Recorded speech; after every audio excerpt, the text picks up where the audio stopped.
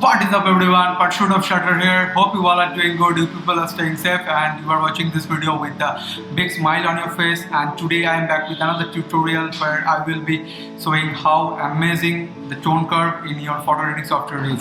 I will be demystifying the theory of tone curve with some practical examples, and I assure you that this can open up a plethora of possibilities in your color grading game. So stay tuned, let the intro roll and come back and do wonders together.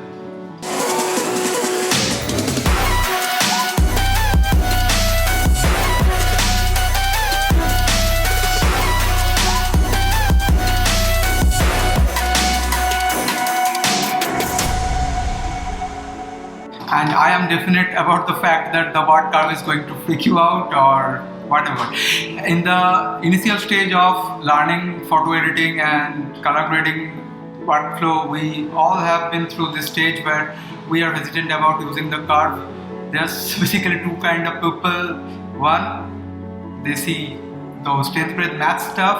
Oh, maths, man. Let's just skip it and play with the sliders. Lightroom is awesome.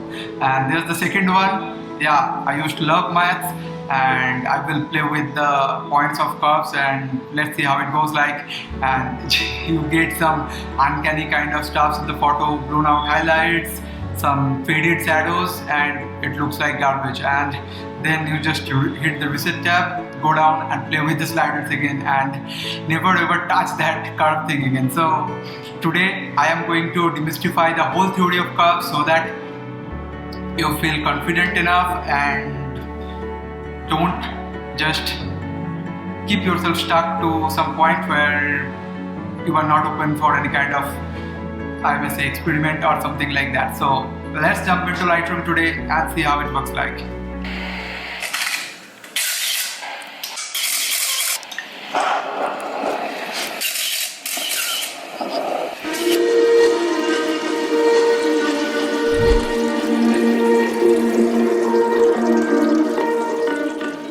Today we will be talking about this exact thing.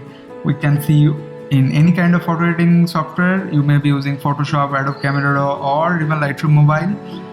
This pretty much looks the same and does a pretty much same job.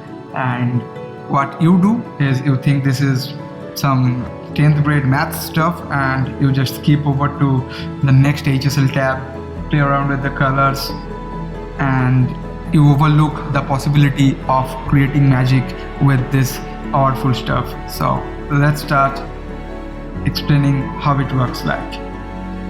So on the x-axis we have the input of the photo and on the y-axis we have the outputs of the photo. I know this sounds kinda confusing, so let me elaborate a little bit. Exactly from this point we have the darkest pixels of the photo, and while we move to the right we have the lighter pixels, and as we move upwards we have the lightest pixels. So there are basically 5 tabs over here.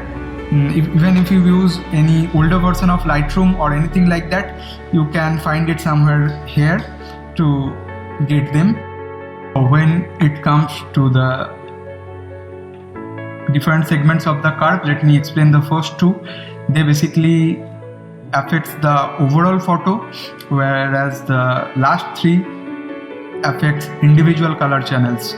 So the first one is the parametric curve, and it is a single point curve. By that I mean that you can add only 1 point over this curve and you can adjust that.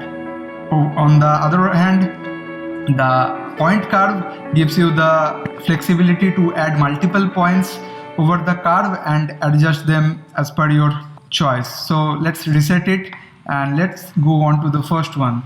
So this is the most basic curve. It is basically semi-manual kind of curve. You have this little button right here. You click on that and just go over the area that you want to edit. You want this portion of the cup to be darker. You just click it over here and pull it down. This gets darker. You don't have to go and edit it over the curve. Again, you want this portion, you feel the sky is a bit blown out, you can just click and drag below to get the highlights down. Now you want this portion to be a bit brighter, just click and pull it upwards, and that's how just it works. And you don't have to play around with all those things.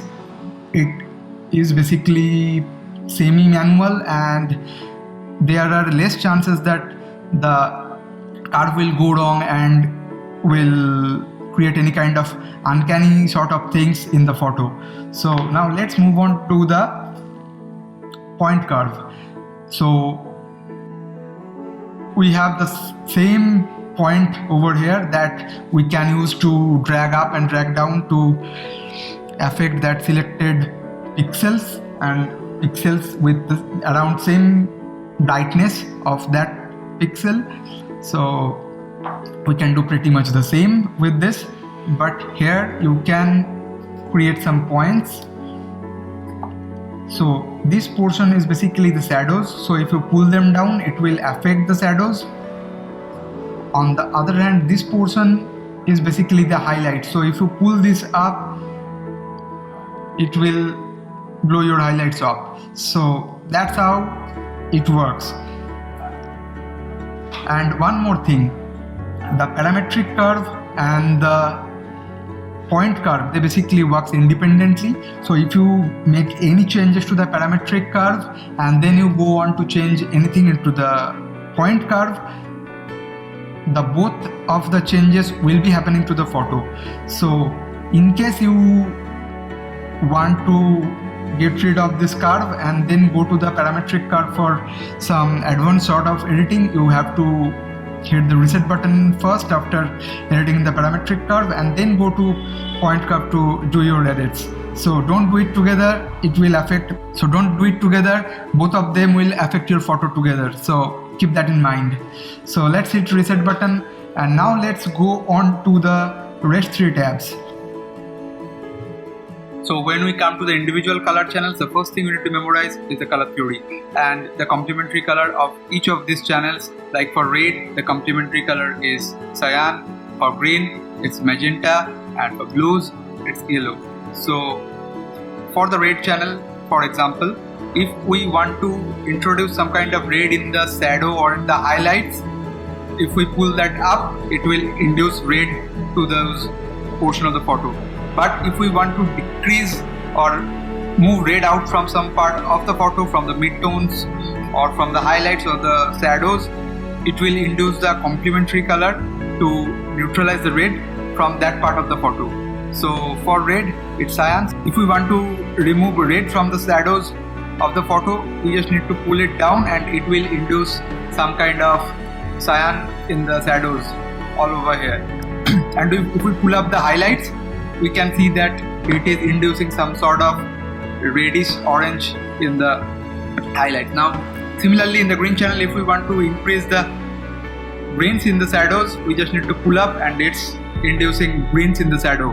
But if we need to remove greens from the highlights, we just need to pull it down and it will induce the complementary color of green, that is magenta, to the highlights. I know this looks so uncanny and so strange, but this is just for learning purpose. We will reset it and edit it all together again. And again, let's move on to the blue channel.